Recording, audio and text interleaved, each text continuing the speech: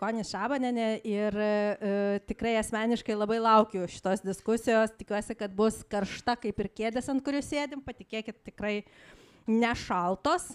Ir šiandien kartu ant tų kėdžių su manimi yra Naomi Kots, Lietuvos Raudonojo kryžiaus akademijos mokymo koordinatorė, kuri veda paskaitas ir mokymus psichikos sveikatos temomis, taip pat supervizijas Lietuvos Respublikos kariuomenės darbuotojams ir savanoriams.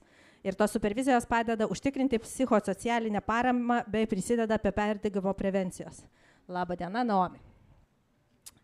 Taip pat Mindaugas Šestilo, kuris yra Swedbank žmogiškųjų išteklių ir administravimo tarnybos vadovas. Labas, Mindaugai. Almantas Dulkis, Logov konferencijos organizatorius, knygos Geltonas Feniksas autorius. Ir mano kolega Valentas Neviera, Ignitis grupės tvarumo vadovas, gerovės mentorius, Vilniaus universiteto ir Lietuvos grupinės analizės draugijos mokymų programos, darbas su grupėmis organizacijose supervizorius. Labas, Valentai. Norėčiau iš tikrųjų pradėti nuo tokios savo asmeninės profesinės istorijos, kuri ištiko mane pavasarį ir labai nustebino. Nes aš dirbu Ignitis Renewables. Tai yra atsinaujinančios energetikos įmonė, kuri stato didelės infrastruktūros vėjo ir saulės parkus.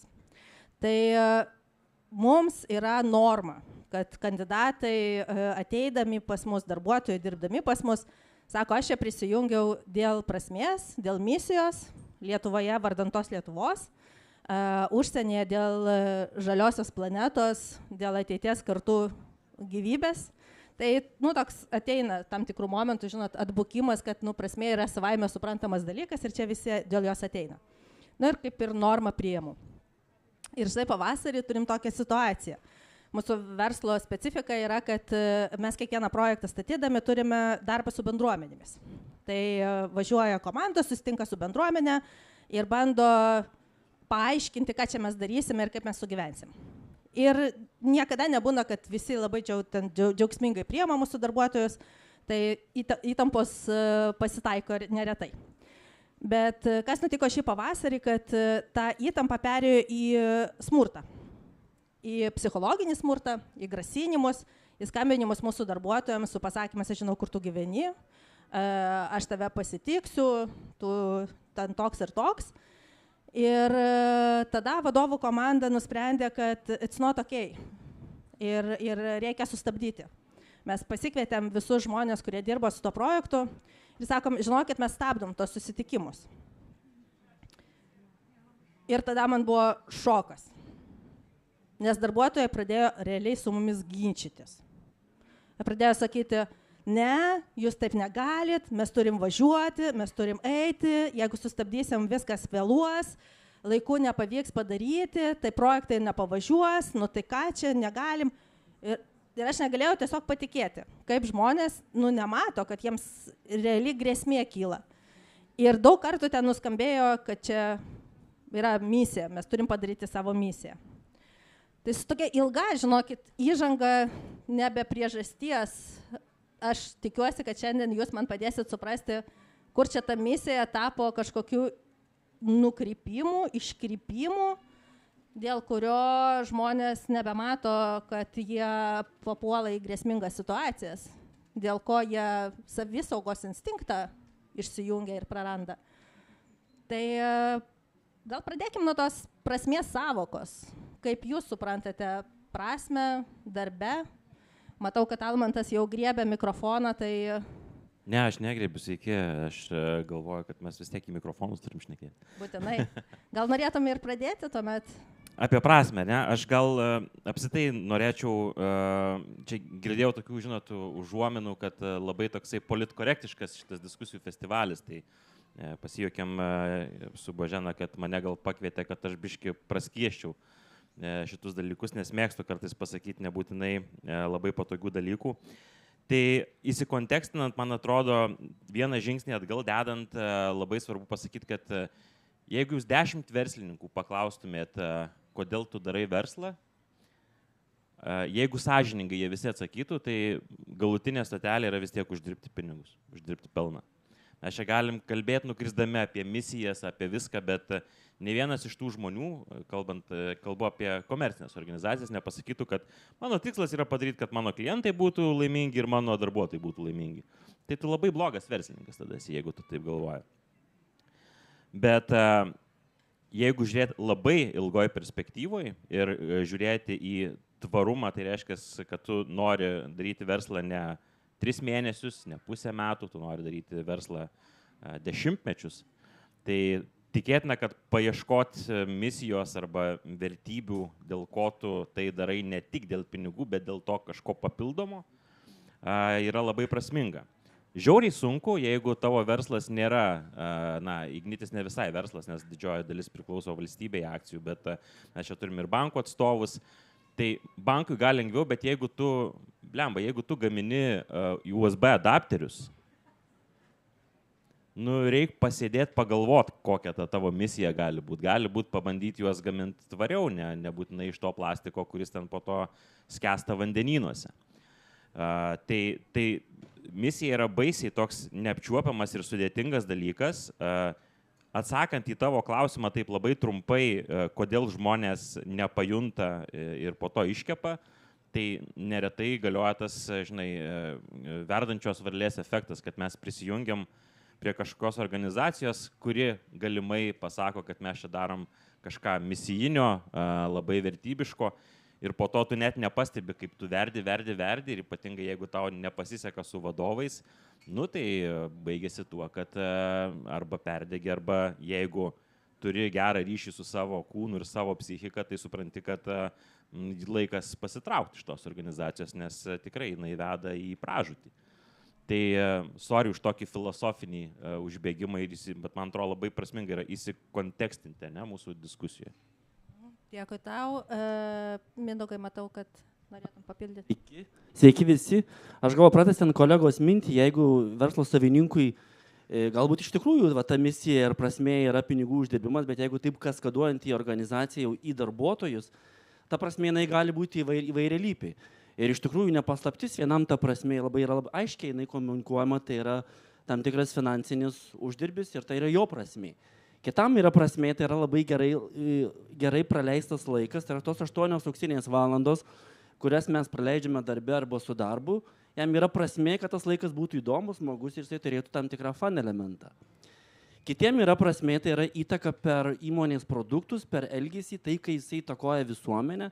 Ir mes matome turbūt tą labai didelį skirtumą tarp kartų. Jeigu mes pažiūrėsime į baby boomers kartą, kur yra prasmė turbūt didžioji, tai yra lojalumas, saugumas, finansinis saugumas. Tai jeigu mes žiūrim į Gen Z kartą, šiandien dieną jiems turbūt jau gyvenant tokio, kaip čia, viso pritekliaus yra, kai tu viską turi, tada tu eini pradėti ieškoti prasmės, o ką tu veikdamas darbe, kaip tu įtakoji tą prasmę. Ir aišku, mes toliau taip diskutuosim, tai yra svarbu atskirti, tai yra, kai ta prasmė tampa tavo gyvenimo varikliu, kai tu neturi kitų ašių. Nes tam, kad jinai ta prasmė būtų, kad žmogus gyventų tvariai, yra labai svarbu, kad jis eitų keletą ašių. Tai yra asmeninis gyvenimas, tai gali būti šeima, draugai, hobi, darbas. Ir kai visi šitie dalykai veikia sąveikoje, tai tada mes turime harmoniją. Bet kai žmogus pradeda save tapatintis tik tai su darbu, čia turime didelių bėdų. Bet apie tai turbūt diskutuosime šiek tiek vėliau. Šitą tikrai norėsiu grįžti paskui prie šito, nes tas tapatinimasis su prasme, ko čia išdava. Naomi. Sveiki, atstovaujant galbūt tą NVO sektorių, kuris iš esmės tikriausiai remiasi prasme ir organizacijų misija, tai vis tik linkčiau prie to, kad prasmė yra labai vidinis dalykas, jeigu dirbi ne komercinė organizacijai, nes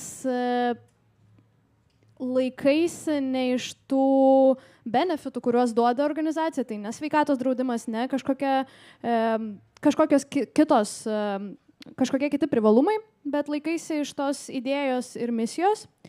Ir manau, kad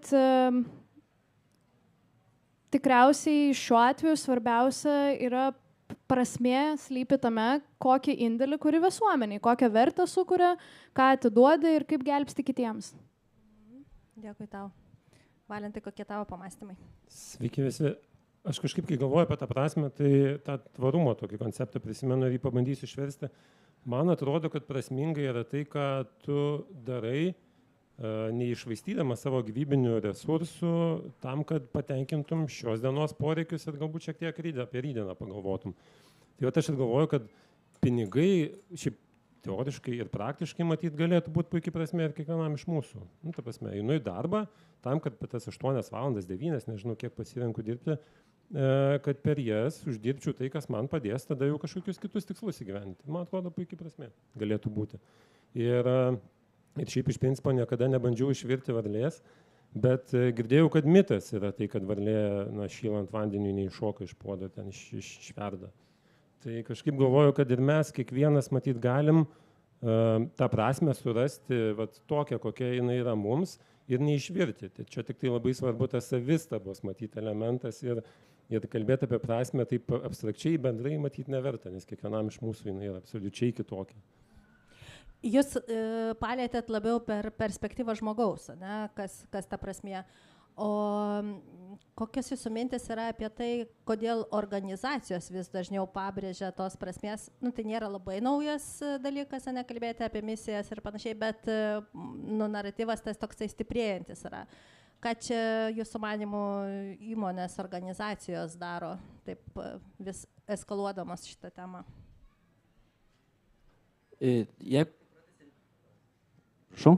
Jeigu tai pratęsiant mintį, turbūt, jeigu mes, gal biškai atsizuminant į asmeninį gyvenimą, kai mes darome kažkokią veiklą, kuri mums yra be galo miela ir mes turime prasmę, arba mokinamės, arba užsiėmėm kažkokių hobių, mes turbūt neskaičiuojam laiko. Mes įdedam save 110-120% ir tada tas rezultatas yra iš tikrųjų end of the day yra geresnis, negu mes tikėjomės. Jeigu taip atsizuminant į organizacijos pusę, turbūt irgi pragmatiškai žiūrint, tos misijos turėjimas, jisai mobilizuoja, motyvuoja darbuotojus būti geriausia savo versija. Nes kai mes turime darbę prasmę, tai mes iš tikrųjų deliverinam daugiau negu iš mūsų tikimas. Bet yra svarbi plona riba, tai yra ir iš organizacijos pusės, kada mes užtikrinam, įsitraukimas, jisai būtų tvaru, mes neperžengtumėm tam tikrų ribų. Aišku, yra organizacijų, kurios tą misiją naudoja tokiais manipuliatyviais veiksmais. Ir mes turime pavyzdžių, tarp mes sugirdėjęs organizacijų ir mes turbūt žinom, kai yra kultūra up or out. Ir ypatingai tada žmonės ką daro? Jie save degina ir tampa tam tikra mada save deginti, rodyti, kad aš labai daug dirbu. Ir pati organizacija tai palaiko tam, kad ekonominiu požiūriu jau pasiektų kuo didesnį rezultatą. Tai iš dviejų pusių. Jeigu tvariai naudojant misiją, tai yra jinai skirta tam, kad mes motyvuotumėm, turėtumėm darbuotojus, kurie yra įsitraukę, nes motyvuotas darbuotojas yra įsitraukęs ir jeigu tai liau einant į statistikas, mes matom, tie darbuotojai, kurie įsitraukia, jų ir sergamumo rodiklis yra žemesnis, jie mažiau turi to absentizmo, jie labiau yra prezent darbe ir jie tada, aišku, prideda su savo verte prie įmonės, kuria didesnė papildoma vertė įmoniai. Čia, žinai, Mindaugai, man taip rezonuoja, esu girdėjus tokią mintį, kad tas misijos visas iškėlimas kaip vadybinė sistema yra toks pasinaudojimas žmonių neblėstančių darboholizmo ir perfekcionizmo. Žinai, tą maksimalumą pabrėžiant, tu iš to dividendus pasiėmė. Aš gal oponuočiau, nes tai yra trumpalaikis toks procesas, nes end of the day, jeigu tu manipuliatyviai tuo naudojasi, neskaičiuojant ir nestabdant darbuotojų kartais per prievartą, tu trumpuoju laikotarpiu tu turėsi perdegusius darbuotojus, o perdegęs darbuotojas, jisai tą prasme, jisai jau nebe toks, ko tu iš jo tikiesi. Ir tikrai matau koreliaciją tarp perdegimo ir užsidegimo. Valentai, mačiau kilsteltą mikrofoną. Aš galvoju, čia kalbam apie tikriausiai labai brandų verslą, brandžias organizacijas, kurios gali tą pastebėti ir pasakyti, žiūrėkit, gal sustokit, kad neperdegtumėm ir panašiai. Būkim realistai, nėra taip jau absoliučiai visi tokie ir daugam gali būti visai patogu tam tikrą tą, gal nebūtinai perfekcionizmą, bet tam tikrą kažkokį greitį nuolat skatinti. Ir čia vėl aš taip grįžtu truputį į pinigus ir galvoju, šiandien mes šiaip, pripažinkim, gyvenam puikiai Lietuvoje, gerai ir iš tikrųjų pinigai jau gal tampa, nebėra tas skatinantis, sakykime, veiksnys ir tada atsiranda paaiškos, o kuo čia dar paskatinti, nes pinigai mokami ir vienur, pinigai mokami ir kitur, ten didesni, mažesni, bet iš esmės tada atsiranda paieška tokio kažkokio daro, kas čia toliau veda, nes žmonėms to irgi natūraliai reikia.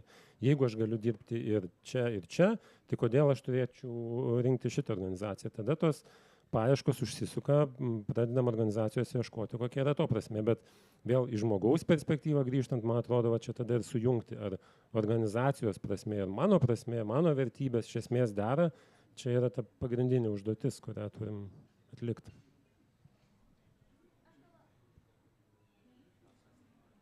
Man atrodo šitas veikiantis. Aš gal labai antrinčiau. Man atrodo, kad misijos suvokimas gali vienyti organizacijos žmonės, vertybiškai pritraukti tuos žmonės, kurie tiki vertybiškai tuo, ką daro ta ar kita įmonė, ar šiuo atveju organizacija. Tai labai antrinčiau, bet kita to dalis yra tai, ką kalbėjo kolegos, bet ir kad pas mus atsiranda ta, pavyzdžiui, NVO sektoriui, ta labai, sakyčiau, žalinga heroizmo tema, apie kurią, manau, šiandien dar šnekėsim. Gal galėtum praplėsti iš tikrųjų, nes tokia įdomesnė savoka.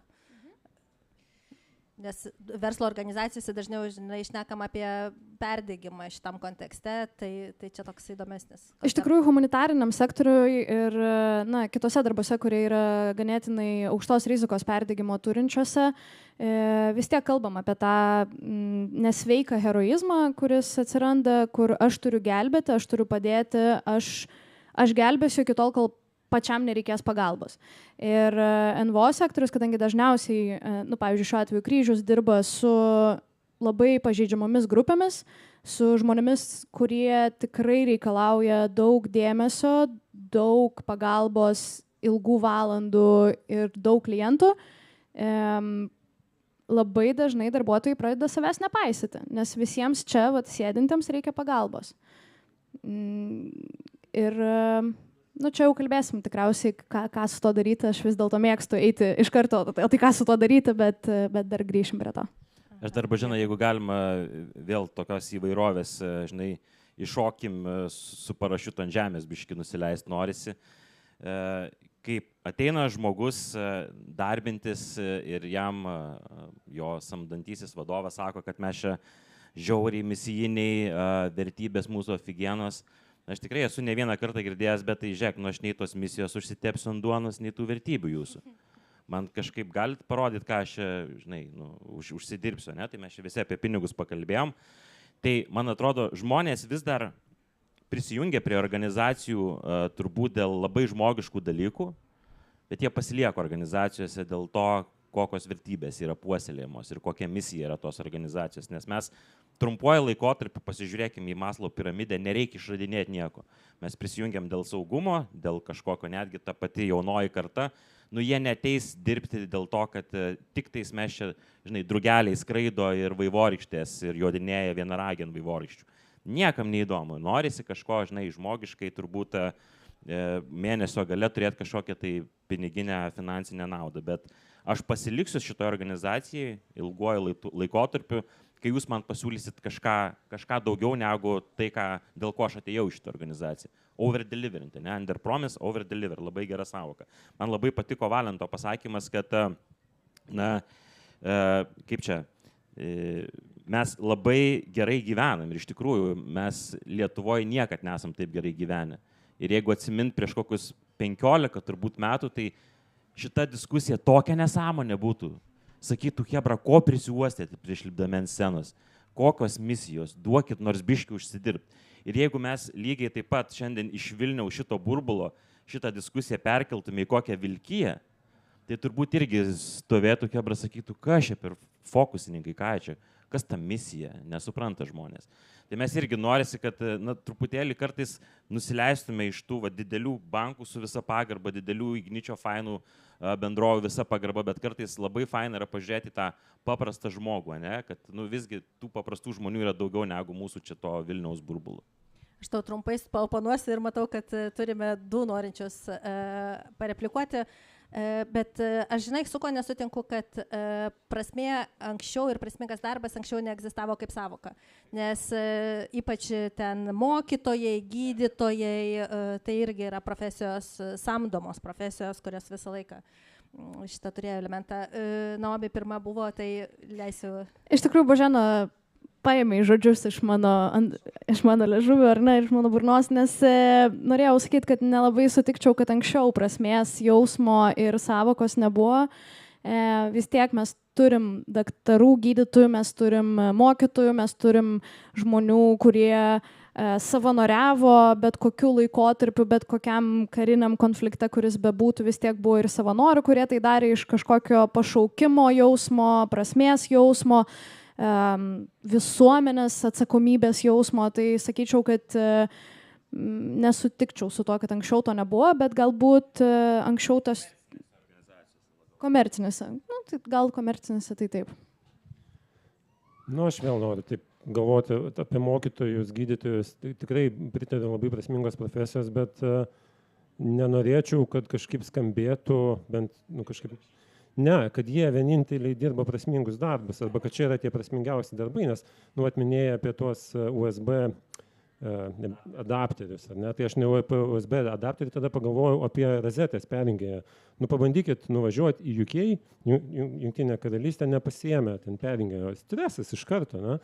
Ir aš pats buvau tokioje situacijoje, kompiuteris išsikrovęs, ten dirbti reikia, ieškai parduotuvės, kur galėtum nusipirkti tą adapterį.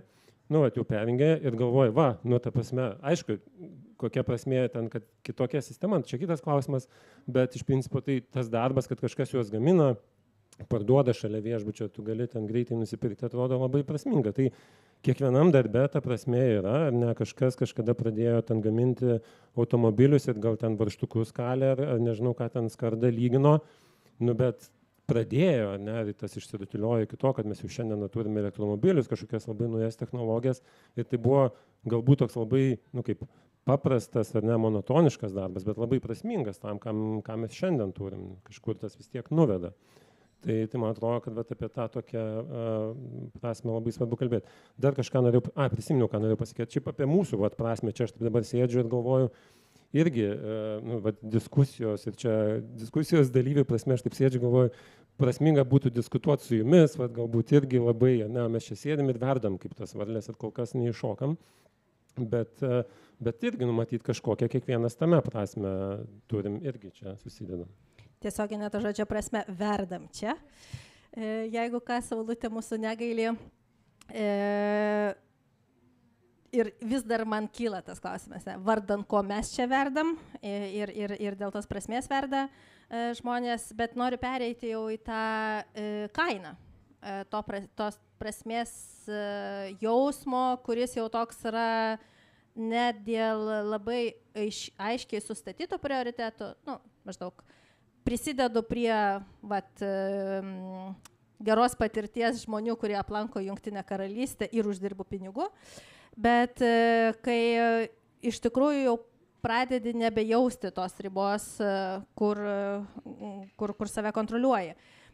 Ir aspektą noriu paliesti tokį, kad o gal čia kartais vis dėlto yra apie tai, kad žmonės taip tiesiog išpildo savo poreikį būti pamatyti, pripažinti, ir su to heroizmu man čia susiskamba biškė, ne, kad ar čia altruistinis tas heroizmas, ar čia labiau toksai vidinio noro visiems patikti ir tokį autoritetą kažkokį turėti, tai pafilosofuokim, kolegos, šitą temą, kaip jūs manot?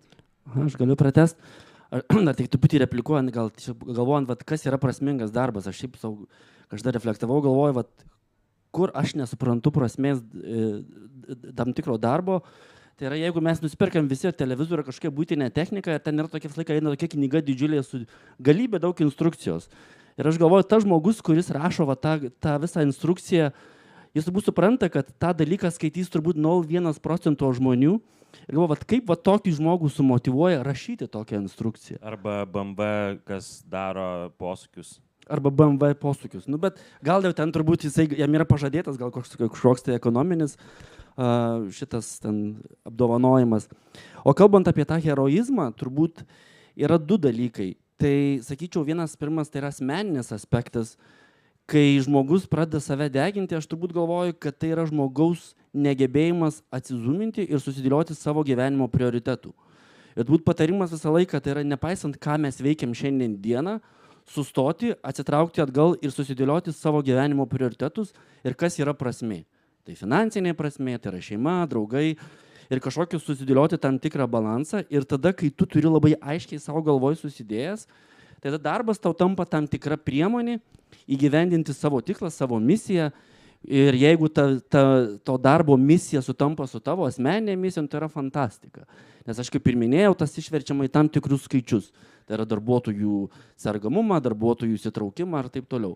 Ir tai yra asmeninė atsakomybė. Kita atsakomybė yra be abejo didelė, tai yra organizacinė atsakomybė. Ir aš sutiksiu su kolega, kad mes turim suvokti, kad mes gyvenam burbule. Vilnius yra burbulas. Ir kai mes matome darbuotojus ateinančius į mūsų organizacijas arba į tarptautinės organizacijas, jie visi žino, kad tai, ką jie daro, jie ko gero vieno arba kito organizacijoje gaus tokį panašų arba tokį patį atlyginimą. Ir kai tu supranti, kad tu turi rinktis iš ko, tada tu eini jau sekantį laiptelį ir galvoji, o kaip ta misija, kaip vertybės, kaip tai atitinka. Ir aišku, niekas ateidamas į pokalbius nesako, aš noriu, kad mano čia misija, vertybė ir taip toliau. Bet kur tas išryškėja? Mes darom su kiekvienais darbuotojais, naujais ateinančiais darbuotojais, vadinam tokį coffee with HR, kur einam išgerti kavos su visais, kurie ateina prisijungia prie organizacijos ir paklausim klausimą, o dėl ko tu išėjai iš tos organizacijos. Ir dažnai būna tai, kad neatitinka misija arba mano asmeninės vertybės nesutapo su organizacijos vertybėmis, ypatingai vadovų vertybės netitiko. Tai ką aš noriu pasakyti dėl tos organizacinės atsakomybės. Matant, žinant, kad galbūt darbuotojas asmeninėje erdvėje nėra susidėliojęs tam tikrų prioritetų, mes kaip organizacijos turime būti socialiai atsakingi stabdydami tam tikrus dalykus. Užtikrindami, kad nėra vertybė, kai darbuotojas dirba daugiau negu 90 valandų. Ir jeigu dirbat korporatyvose, žinot, tai yra metiniai vertinimų procesai, po to vyksta kalibracijos. Ir man labai patiko, vieną kartą teko dalyvauti su švedais kalibracijose. Ir buvo diskusija, kad darbuotojas deliverina daugiau negu iš jo tikimasi ir sako, aš jam neduosiu outstanding performance, nes jisai save degina. Ir aš taip sakau, taip lietuvis būdamas, o tai gal čia yra gerai? Ne, tai yra blogas pavyzdys organizacijai, savo kolegom ir vien tik dėl to jisai negauna tokio vertinimo.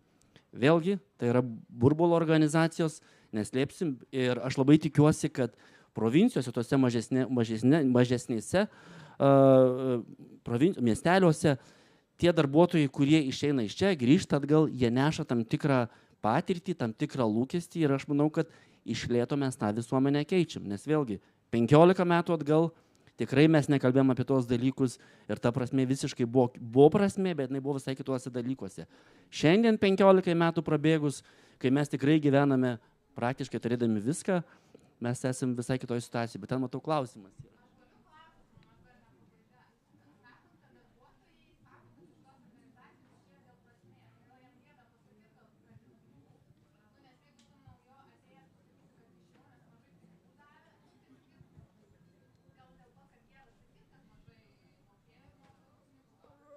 Aš tikiu, kad kai kuriais atvejais yra tikrai taip, bet ta jaunoji karta šiandien dieną pas juos nėra gėdos jausmo.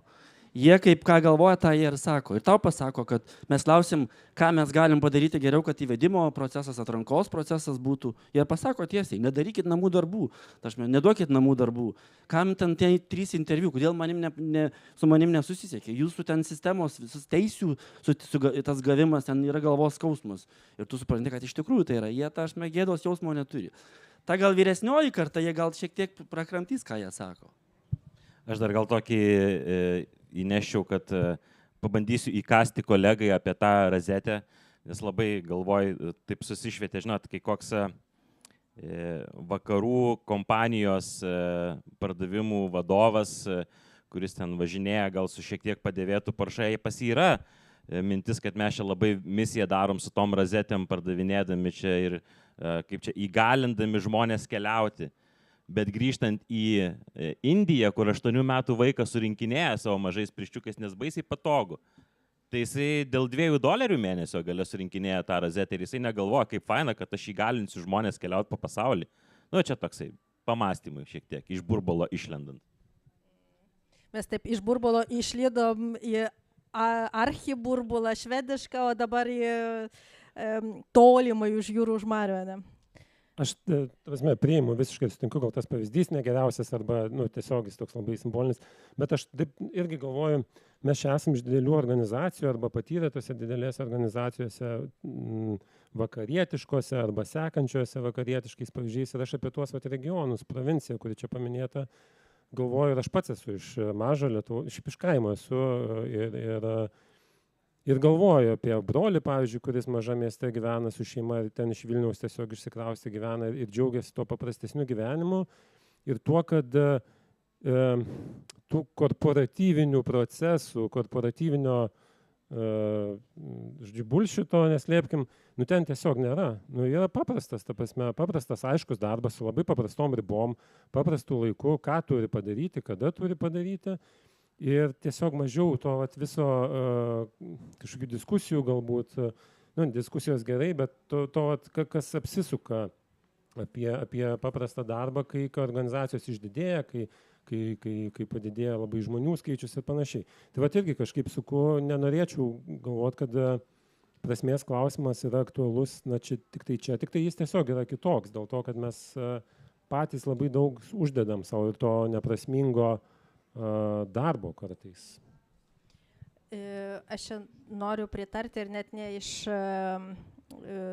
organizacijos, kurioje dabar dirbu, bet iš ankstesnių patirčių, kad tikrai labai dažnai tai yra vidinis toksai rašas, nuo savęs pušinimas, nors mėgstu sakyti, negreitojoj dirbam, nes niekada nedirbau greitojoj. Ir sakau, kodėl mes čia dabar verčiamės per galvą, sėdim 11 val. Vakaro, kažką ten skaičiuojam, uždarinėjam, what will happen? Ir paprastai atsakymas yra niekas, žinai. Tai Naomi, gal dar norėtum papildyti?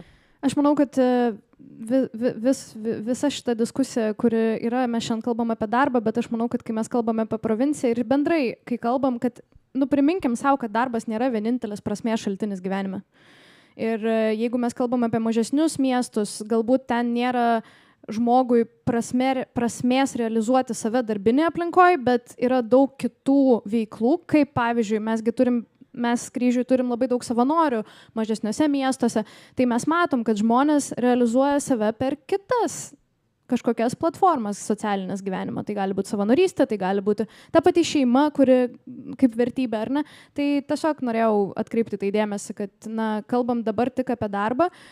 Ir noriu grįžti prie Božena tavo klausimo, kad aš manau, kad labai antrinu kolegai, kad yra organizacinė kultūra, kuri mus skatina, ar ne, perdirbti, pasiaukoti, tas žalingas heroizmas, ar ne, kai tampi auka, kad čia yra gerai, kad tu tiek daug atsidavei, kad čia yra super gerai, kad tu esi pats geriausias darbuotojas. Tai manau, čia yra viena dalis, bet kita dalis yra be abejo asmeninė.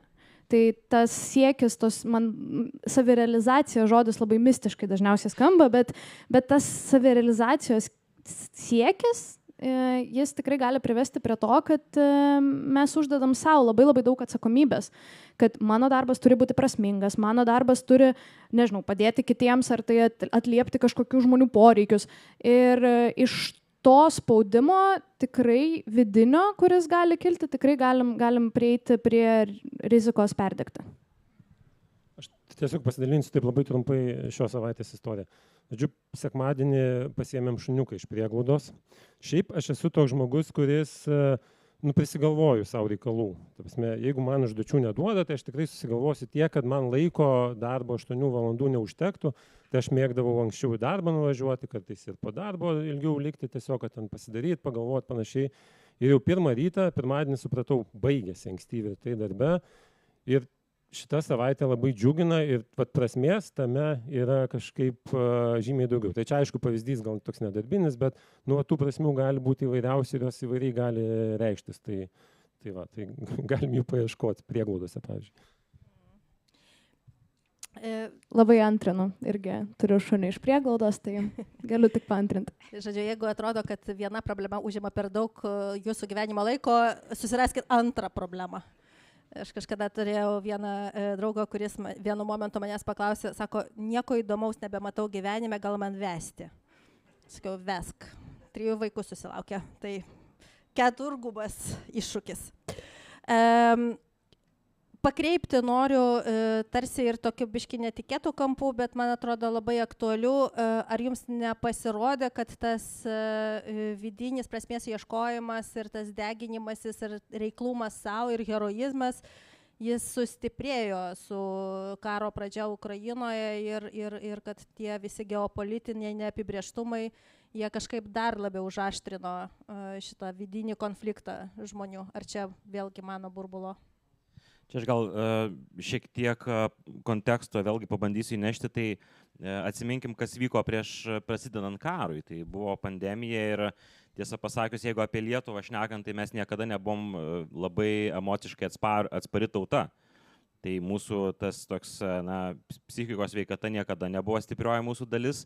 Užėjo COVID-as, mes dar labiau susilpnėjom ir užėjo karas, kuris, mūsų galvose jisai vyko iš tikrųjų. Ne? Mes esam savo galvojimo produktas. Ne? Tai, kad vyksta jisai ten už 2000 km, bet mes nuolatos tame verdam, skaitom, galvojam ir esam istoriškai labai skaudžiai nukentėję nuo to. Tai natūraliai kažkoks pasipriešinimas turbūt mūsų viduje vyko, bet aš kadangi dirbu psichinės sveikatos srityje, tai aš labai aiškiai mačiau, kad žmonės to ieškojo kažkokios prasmės kaip pagalbos savo, iš esmės. Noras prisidėti prie kažko didesnio negu aš, negu buitis, yra vienas labai, labai stiprių šiaip jau motivatorių ir mes kaip homo sapiens neišlikom dėl to, kad gebėjom veikti grupėse. Ne po vieno, o grupėse. Tai vienas dalykas, antras dalykas, organizacijos labai šauniai, čia be joko ironijos kalbų moka išnaudoti tą, kad prisijung prie panašių į save. Mes norim būti dalis kažko biški daugiau negu mūsų buitis. Ne? Tai man atrodo, tas asmeninis toksai, kad mes ten perdegam, tai, žinot, iš fizikos labai paprasta, nedega tas, kas neužsidega. Jeigu nėra kibirkšties, jeigu aš vaikštau į darbą ir pažįstu ir nieko blogo su tokiais žmonėm nėra, kur dėlioju popieriukus iš vienos krūvos į kitą, čia taip negražiai pasakiau, bet yra visokių darbų, ne? Sunku būtų pasakyti žmogui, kuris kasa griovius, kad tu kasi griovius vardant to, kad nebadautų Afrikos tauta. Kaip tai susiję? Nelabai turbūt. Tai tie žmonės, kurie tiesiog eina ir daro nuolatos tą patį, nebandydami būti geresniu rytoj negu jis yra šiandien, jie tikimybė, kad niekada neperdegs. Viskas bus su jais tvarkoj, tik tais mano terapeutas man daug metų atgal pasakė, kad, sako, man gal būtų gaila tiesiog taip neprasmingai nugyventi gyvenimą. Tai aš irgi labai linkėčiau, kad geriau turėti didesnę riziką perdegti, negu nugyventi gyvenimą baisiai neprasmingai. Ačiū tau, Naomi. Tiek daug minčių vienam pasakymė dabar bandau surasti. Aš gal grįžtant prie klausimo su karo Ukrainoje pradžia, mūsų savanorių kiekis tuo metu, kai vyko karas, kai prasidėjo, dar vyksta, bet kai prasidėjo, padvigubėjo. Ir su kuo norėčiau sutikti, tai kad tai yra viena iš streso įveikos būdų prisijungti prie savanorystės. Kodėl? Nes yra beviltiškumo, bejėgystės jausmas ir be abejo siekis prisidėti prie kažko didesnio, bet tuo pat metu tai suteikia tam tikrą bent jau kažkokį kontrolės mechanizmą šitam tokiam labai neaiškiam laikotarpyje, kai yra labai daug neaiškumo, kai yra labai daug nerimo, kuris čia toj už kampo kažkur slypi. Tai ta savanorystė, pavyzdžiui, labai tikrai vienas iš streso įveikos būdų buvo. Tai tik tiek, man atrodo, ir norėjau pasakyti. Dėkui. Aš dar vieną tokį aspektą pagalvojau, prisiminiau tiesiog, ką irgi buvau atpažinęs ir irgi su savo terapeutu teko apie tai pasikalbėti, tai labai daug žmonių karas iš tikrųjų mobilizavo. Į savanorystę žmonės nuėjo, kažkokius pradėjo organizuoti akcijas, iniciatyvas, kažką daryti, labai daug veikti. Ir su to viskas yra labai gerai, labai sveikinam, tie žmonės tikrai tada kažkaip pašaukė ir kitus žmonės matyti paskui tai, bet yra ir kita grupė žmonių, kurie žiūrėdami į tai labai, tam tikrą prasme savim nusivilia, dėl to, kad resurso daryti kažką daugiau negu jau daro dabar neturi. Nu, resursų įvairiom prasmėm laiko, nes 5 vaikai, o labai norėtų, tos kažkoks yra, jų lūkestis, žiūrėkit, kiek visi daro ir man čia reikėtų. Ir tas tada tikrai vėl gali stumti, nu, irgi labai nemalonę situaciją. Ir iš to pasilyginimo čia ir darbe tada to atsiranda, bet aš kažkaip su šitą situaciją suvedžiau, iš jo irgi didelė perdegimo rizika atsiranda. Aš taip, gal Mindaugai į klausimą įviniosiu, bet jeigu apie kažką kitą buvo komentaras, tai sakyk, ar čia nėra, kur ir įmonės ir organizacijos irgi tą dar labiau pastiprina, iškeldami į vidinę komunikaciją, į išorinę komunikaciją, kad va ten Jonaitis Petraitis, Onutė Marytė, žinai, va taip dėl prasmės varo ekstramailą. Ir tada ar neatsiranda, kad kitiems pradeda atrodyti, kad čia kažkokios varžybos, kur reikia būti dar prasmingesniam, dar efektyvesniam, dar kažkokiesniam. Tai, Mindaugai. Aš gal jeigu iš tą klausimą atsakant, tai nesutikčiau, nes organizacijos komunikacijų nenaudoja to kaip pavyzdžio ir daugiau gal tokiam vadovų uždaram rate, jeigu tai yra heroistinis perdegimas, tu labiau daugiau eini spręsti tą problemą. Aš tai galvoju dar biškį į pirmą klausimą, prieš tai buvusį atsakant, kad dėl to, ar dėl karo, arba kiekvienas gyvenime žmogaus, kaip čia šokas gyvenime, jisai priverčia perdėlioti savo asmeninės vertybės ir šiek tiek pagalvoti apie tą prasme. Labai geras pavyzdys buvo pandemija. Kai staiga žmonės pradėjo dirbti iš namų, jie pamatė, kad gal kažkuriuo momentu sustojo tiek ta rutina ir daugiau laiko atsirado savo. Ką mes matėm kaip HR po pandemijos, kad atsirado didelė dalis žmonių, kurie suvokdami, kad darbas nėra gyvenimo prasmė, jie pradėjo išeidinėti į niekur. Jie pradėjo galvoti apie kažkokias asmeninės savybės, asmeninės vertybės, asmeninės ambicijas, kitą misiją, galbūt suvokė, kad ta misija, kurioje žmogus gyvena ir nuolatos skubėjo, jinai netitinka organizacijos misijos. Taip, Nomi. Aš prie to ir nepradedam savęs lygint su kitais, bet aš vis tik čia dėčiau dėmesį, kad tai yra asmenybės bruožas. Ar mes lyginam save su kitais ar ne. Bet manau, jeigu vis dėlto, ar čia iš esančių žmonių yra tų, kurie lygina save su kitais ir galvoja, gal aš čia per mažai darau, tai manau verta tiesiog užduoti savo klausimą, ką man šitos mintis signalizuoja, apie kokį mano poreikį dabar, čia ir dabar. Tai galbūt tikrai tai, ką aš dabar darau, neatitinka mano vertybės. Nu, pavyzdžiui, dirbu darbe, kuris yra labai monotoniškas, labai toks, nu, tiesiog dėl pinigų, kas man yra saugumo prasmė, ar ne, bet jeigu jau pradedam save lyginti su kitais, gal aš čia per mažai darau, tai čia vienas dalykas yra asmenybės bruožas, ar ne, kaip mes gyvenam. Ir va čia, ką norėjau sakyti, kai prasmė tampa kai prasmė yra lygų savo savivertė, tai va tada ir yra problema. Kai mūsų savivertė visiškai priklauso nuo to, koks aš esu kaip darbuotojas. Ne toks, koks aš esu kaip žmogus, bet aš esu geras tik tada, kai mano rezultatai yra super duper. Aš esu geras tik tada, kai, na žinot, tokia frazė, kad pavyzdžiui, gydytojas tikras geras gydytojas nežiūri į laikrodį. Pavyzdžiui, ar ne? Kad nu, tos ribos. Tai vat, kai savivertė visiškai priklauso nuo to, kokius rezultatus aš duodu, ką aš veikiu, kur aš prisidedu kokiose organizacijose, manau, tada atsiranda problema. Prisiminiau, turėjau progą su Air Baltico jau ilgalaikiu po jo atleidimo dalyvauti susitikime. Jis pasakė, man pirmas 3 dienas užtruko suprasti, kas aš dabar. Nes aš visą laiką save tapatinau vien tik tai su tuo, kad aš esu CEO Air Baltico. Tai, ką jūs kalbate apie tą diversifikaciją, man taip vis pargražina, kad būtų klausęs šitos diskusijos, nebūtų 3 dienas praradęs galvodamas. Aš tai, kadangi labai mėgstu matyti idėjas ir kažkokius tai fenomenus vizualiai, tai aš iš karto girdžiu čia tokių žiauriai gerai pasiterapinę žmonės ant scenos sėdi, jau viską supratę, kad reikia lygintis ne su kitais, o su savim geriausia, bet mūsų klauso, tai gal nebūtinai visi terapija išėję. Tai mano tiesiog toksai vizualinis patarimas, kad jeigu jau save tapatini tik tai su profesija, tai bent jau tą Inside Out filmuką pažiūrėk, kur tokios fainos ten 5 ar 6 salos yra. tai mes esam va tie 6 dalykai, bet ne tas vienas kažkuris.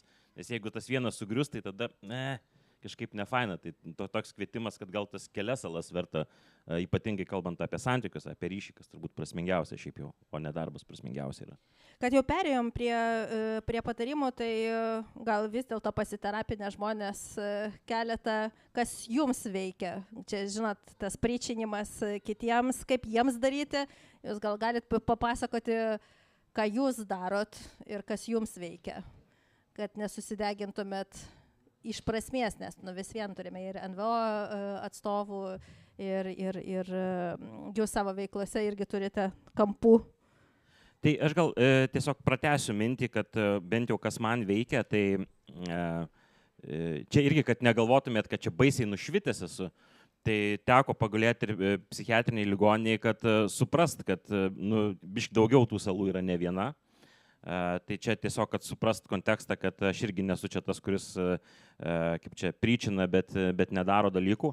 O mano didžiausias, turbūt pasiekimas yra tai, kad aš jau dabar turiu ryšį ne tik tai su savo kūnu, bet ir su savo mintim. Tai aš labai faina, kad aš irgi labai daug prasmingų dalykų darau.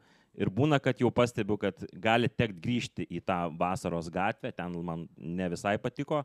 Tai žinau, kur yra tas thresholdas, turint ryšį su savim, kad jau reikia biškį pristabdyti, jau tą mašiną varo biškį per greit, jau posūkio nebeišimsiu. Tai man atrodo labai prasmingas dalykas yra surasti ryšį su savim, nes neturint ryšio su savim, su kitais žmonėms, su kur ryšį yra žiauriai sudėtinga. Čia ir ryšį kalbant apstai bendraja prasme su pasauliu, su gamta, su organizacijom. Tai viskas prasideda nuo ryšio su savim. Tai čia tai paslėpta psichoterapijos reklama buvo. Sorry. Almantai, aš paprovokuosiu tave biškį, nes tu šiandien užėmė tarsi tą poziciją, kad prasme, bet iš principo, žinai, būkim realistai ir čia nėra kažkokių aukštųjų materijų ir dauguma dirbame dėl to, kad gyventumėme. Nešventuoju puodus libdo, ne? Labai mėgstu. Ir tada aš, žinai, iš išorės mūsų burbulę žiūriu, taip, čia dabar knygą išleidai apie šitą temą, tada logofą pakūrei, tada į mokyklas kažkokią naują programą, kur vaikams padedi, žinai, kovoti su tais dalykais. Ir aš tokia, neužsidedam papildomų ten veiksmų ir taip toliau, tai biški, žinai, ne iki galo pardavėjai man to savo kuklumo. Aš labai, žinai, dėkingas tau šitą sakinį, nes aš irgi noriu pasakyti, kad tikrai mes šiandien esam kažkokie baisiai ypatingi, kur dabar pasakysim, kaip visiems gyventi. Tai aš irgi esu klaidų lavina, ne, ištisa. Tik kartais tarp tų klaidų pastebiu, kad gal ir gerų dalykų visokių padarai. Tai kažkaip visai smagu. Dienos pabaigoje, jeigu jauties, kad visai prasmingai nugyvenai tą dieną, Dėkui tau. Naomi, ką tu darai, kad nepasiduotum? Aš gal noriu pradėti nuo to, kad yra 2 svarbiausi aspektai man. Tai rūpestis savimi ir asmeninės ribos. Bet mokymų metu, kai vedu mokymus ar supervizijas, dažnai mes ir viešoje erdvėje, ir socialiniuose tinkluose pastoviai girdim rūpestis savimi, kaip pasirūpinate savimi. Tik noriu pasakyti, kad vis tik rūpestis savimi, pasirūpinimas savimi irgi yra įgūdis, su kuriuo turim dirbti. Ir man atrodo, kas yra labai svarbu, sąmoningas pasirinkimas, rūpinti savimi. Ir tai nebus, niekas už mus nepasirūpins savimi, nes tik mes iš tikrųjų galim pasirūpinti taip, kaip mums tuo metu reikia. Ir asmeninės ribos, tai aš net iki tokių smulkmenų kalbu, kad po ten 6 valandos aš išjungiu Outlooką, išjungiu telefoną ir neatsakau į laiškus. Iki didesnių dalykų, kur, pavyzdžiui, aš asmeniškai turiu problemą, kai labai įsitraukiu į darbą, ypač jeigu aš važiuoju į įvykio vietą, nes esu mobilios komandos dalis reaguojančios į krizes, aš pamirštu pavalgyti. Ir tiesiog užsikabinu. Tai man vienas iš svarbių priminimų yra prieš vykstant surašyti savo tokį ant lapo, grinai labai praktiškai, mano šiandienos, ribos, mano šiandienos planas, kad, pavyzdžiui, jeigu manęs ir paprašo pribėgti ten, prieiti, pakalbėti, bet aš tuo metu labai noriu valgyti, kad aš pasakysiu ne. eisiu pavalgyti, pasakysiu, kad mane rasit po kažkurio laiko va čia, bet šiuo metu aš turiu atsitraukti. Tai va tas ir savanoriams mes pastoviai kartojame apie tu gali padėti, tu esi kietas, kad padedi, bet tu turi ir teisę atsitraukti. Kai per sunku, pavargęs, nes galiausiai, žinot, man čia pati paprasčiausia ta metafora, gal, kad kai skrendam lėktuvu, ar ne, kad pirmą uždedam apsaugos kaukę savo ir tik tada savo artimajam. Tai taip ir yra ir darbe, ir ypač NVO sektoriui, kur negalim mes nepaisyt savo ribų, negalim nepaisyt to pasirūpinimo savimi. Tai va, tai man labai svarbu yra tie dalykai konkretus, labai tokie praktiški, su darbo laiku, su skambučiais, su gebėjimu pasakyti ne. Pasirūpinimas savimi, tai tiesiog svarbu savo atsakyti, kokiose sritise, pavyzdžiui, yra socialinės sritis, ar ne, pasirūpinimui savimi, tai draugai, ryšiai, bendruomenė, yra materialinė, kažkokia fizinė aplinka, tai pakeisti aplinką, ar ne, išeiti į gamtą, pasivaikščioti, fizinės sritis. Iš tikrųjų, stresas pas mus įveika streso nelabai pasikeitė nuo žmogaus prieš 40 000 metų, nes tą stresą mes išveikiam fiziškai iš tikrųjų. Tai sportas be abejo. Ir dvasinės rytas, kultūrinės rytas, kūryba, ar ne, tai va tokie visi dalykai ir mano gal dar svarbus aspektas yra drąsa atsitraukti, drąsa pasakyti ne, drąsa kažkaip tam leisti būti. Ir antras dalykas, ką tikrai, kuo labai džiaugiuosi, tai savo viduje organizacijos mes visada turime po kažkokio krizinio įvykio ar sunkesnės situacijos, mes turim supervizijas, debriefingus, kas tikrai padeda ir svarbu kreiptis pagalbos, jeigu jauti, kad sunku. Ačiū tau. Mindaugai. Jeigu tai pratęsiant mintį, kas padeda išbalansuoti, tai turbūt žinios ir suvokimas. Per savo 20 metų HR karjeros labai daug mačiau įvairių situacijų. Kai žmogus save atiduoda organizacijoje, dirbdamas, galvodamas, kad organizacija bet kokiu atveju gyvenime pasirūpins, ir žmogus net savo vestuvės išvakarėse dar dirba ir neina ten pasimti suknelės ir po to matai, kaip žmogus savo asmenį gyvenimą paukoja ir nelieka galų gale žmogaus, nes ateina tas momentas, kai organizacija sako, ačiū, bet tave šiandieną nereikia. Ačiū, kad dirbai, bet jau nesakysim dėl ko priežasčių, bet tavęs jau nebereikia organizacijai. Ir tas suvoki, kai žmogus tapatinosi visą laiką save tik tai su darbu, jisai subyra. Tai kas man padeda asmeniškai, tai yra turėjimas tam tikrų savo gyvenimo polių, tai yra šeima, 3 vaikai, tada, kadangi mano pats darbas yra daug bendrauti su žmonėmis, tai aš labai mėgstu tokius kaip šalta ir šilta, tai jeigu bendrauju su žmonėmis, tada savaitgalį reikia visiškai atsijungti, pasikelti bures ir ant vandens ir nematyti žmonių.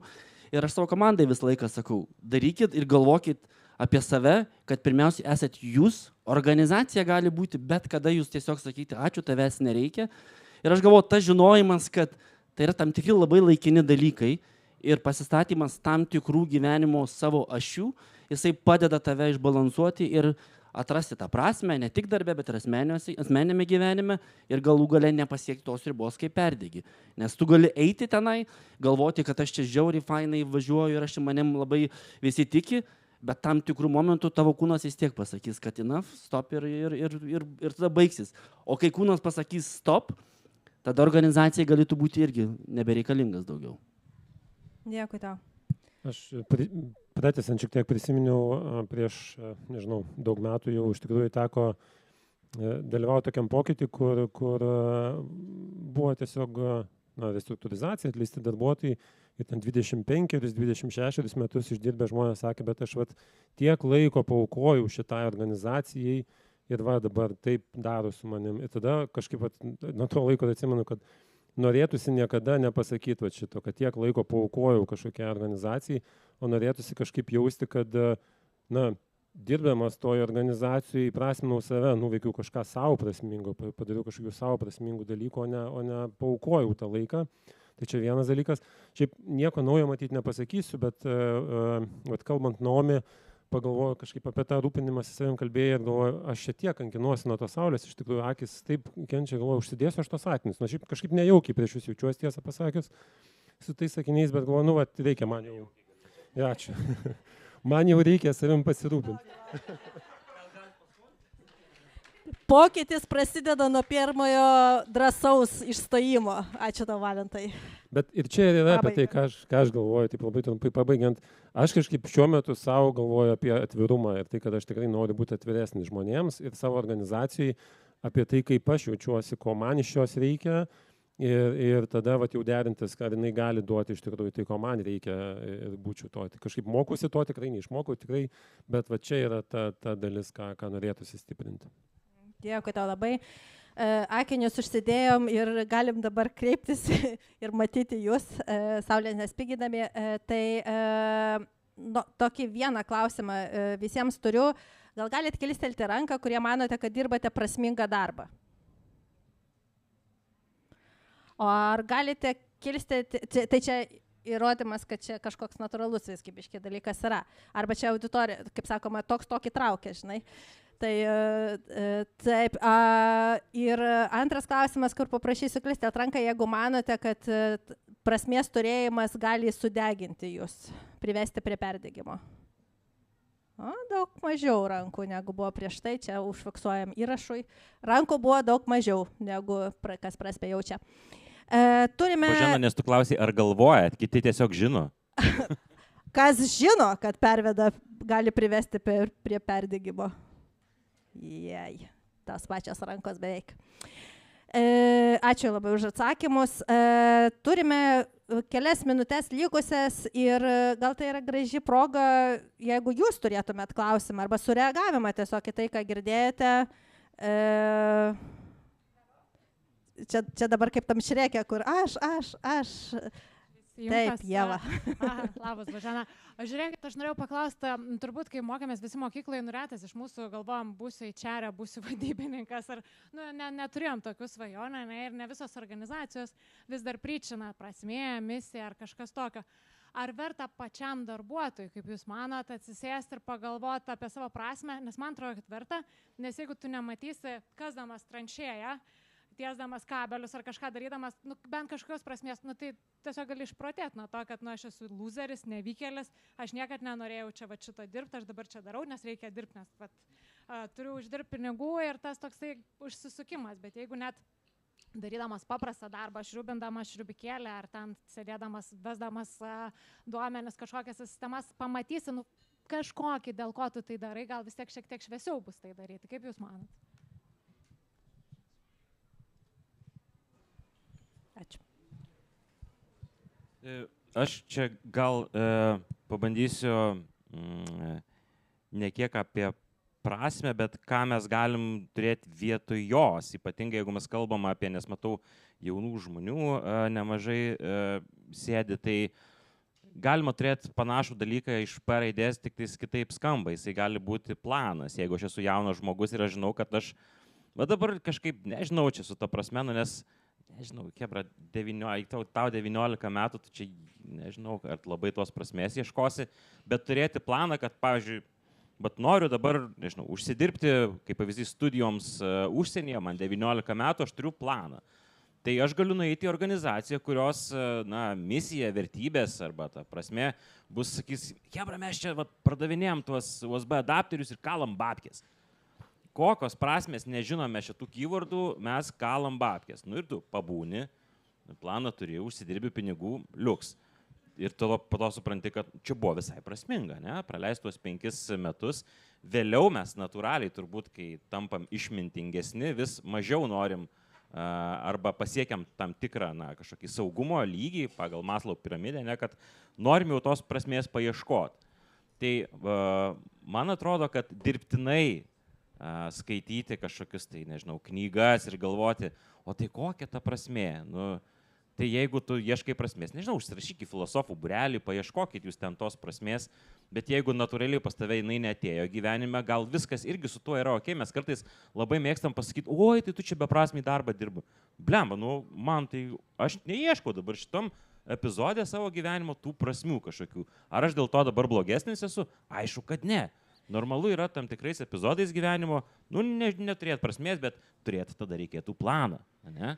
Mūsų ištiko klasika, leidausi labai geram klausimui, kuris išprovokavo norą atsakinėti, o laiko nebėra. Va, taip pat būna. Tai aš kviečiu šalia dar prieiti, paklausti kolegų pašnekovų. Labai jums dėkoju iš tikrųjų už šitą diskusiją. Ir noriu tiesiog atkartoti tą palinkėjimą, kad pasirūpinkit savim. Bus lengviau tada ir organizacijom, ir kitais žmonėm rūpintis. Dėkui. Gražaus savaitgalio.